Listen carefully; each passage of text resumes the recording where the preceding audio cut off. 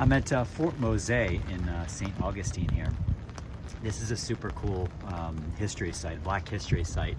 And this was the first legally sanctioned, I guess, first legal free Black town in the United States of America, in what is now the United States of America. It was Spanish. It was part of Spain at the time that it was actually that slaves started to escape to here. But what I'm talking about here is this island right over here was where the fort was. That was in its heyday approximately 100 free, I should say, formerly enslaved people who escaped here from the English Carolinas during when Florida was still part of Spain. Excuse me if I get all of the dates wrong here, but these were enslaved people who escaped from the Carolinas. The Carolinas were, part of England at that time. This is before we got independence from the Brits. We're talking about they started coming here in about 1683, and by 1738, the Spanish, once they arrived here in La Florida, which was part of Spain,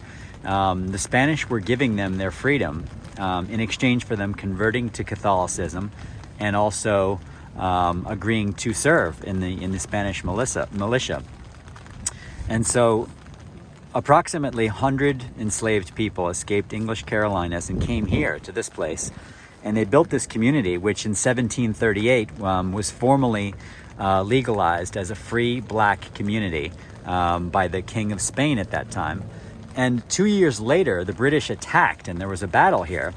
And the formerly enslaved people, the Africans, fought very valiantly.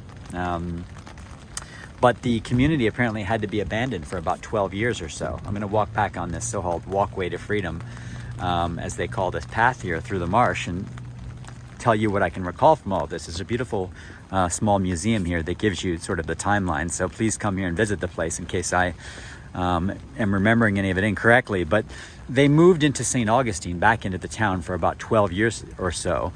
And then the fort was reestablished, I think it was like in around 1752 or so.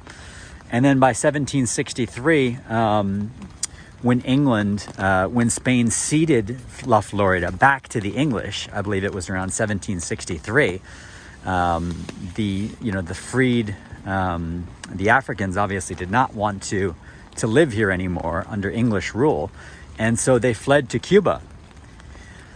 And so in a nutshell, that's sort of the history of this very, very interesting place. But you should come here and check out the museum, because it's super interesting, especially if you're interested in Black history, to be able to actually see and hear and read about the first free Black town in America.